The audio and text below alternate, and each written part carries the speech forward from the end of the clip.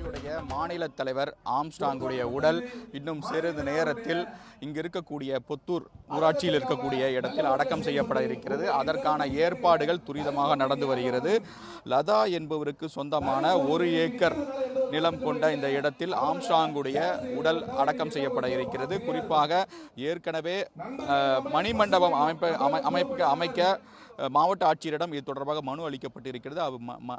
அந்த நிலையில் அவருடைய மனைவி அனுமதியோடு இந்த நிலத்தை மாநில தலைவர் ஆம்ஸ்ட்ராங்கிற்கு உடல் அடக்கம் செய்வதற்காக லதா என்பவர் வழங்கியிருக்கிறார். ஊராட்சி மன்ற தலைவர் சுரேஷ் தலைமையில் இதற்கான ஏற்பாடுகள் செய்யப்பட்டிருக்கிறது. மணிமண்டபம் அமைப்பதற்கான பணிகள் தற்போது நடந்து வருகிறது. அது மட்டுமல்லாமல் காவல்துறையுடைய பாதுகாப்பும் இங்கே பலப்படுத்தப்பட்டிருக்கிறது. இந்த ஊராட்சி பகுதி முழுவதுமாக பாதுகாப்பு ஏற்பாடுகள் பலப்படுத்தப்பட்டிருக்கிறது.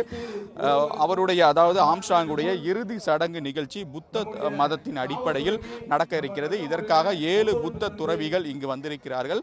அவர்கள் புத்த மதத்தின் அடிப்படையில் இறுதி சடங்கு நிகழ்ச்சிகள் நடத்துவதற்கான ஏற்பாடுகளை செய்து கொண்டிருக்கிறார்கள். அதாவது 7 புத்த மத துறவிகளும் 5 விதமான வாசனை திரவியங்களை ஆம்ஸ்ட்ராங்குடைய உடலில் தெளித்து புனிதப்படுத்தப்படும் என்று தெரிவித்திருக்கிறார்கள். அதே போல புத்த தம்மம் என்று சொல்லக்கூடிய அந்த கோட்பாடுகளின் அடிப்படையில் மந்திரங்கள் படித்து அதன் பிறகு அவருடைய உடல் அடக்கம் செய்யப்படும் என்றும் புத்த துறவிகள் தரப்பில் தெரிவிக்கப்பட்டிருக்கிறது.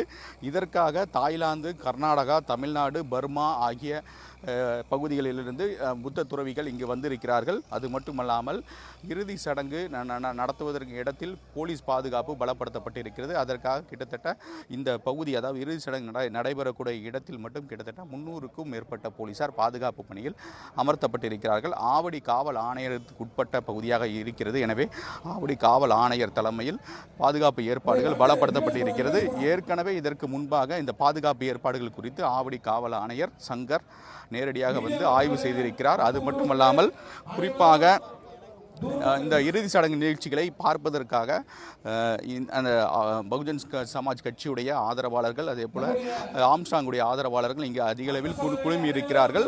இன்னும் சிறிது நேரத்தில் அவருடைய உடல் இங்கு கொண்டு வரப்பட இருக்கிறது. அதன் பிறகு இறுதி சடங்கிற்கான ஏற்பாடுகள் இங்கு துரிதமாக நடந்து கொண்டிருக்கிறது. உடல் அடக்கம் செய்யப்படும் போது அந்த இடத்திற்குள் குடும்பத்தினர் மட்டுமே அனுமதிக்கப்படுவதாக காவல்துறை தரப்பில் தெரிவிக்கப்பட்டிருக்கிறது.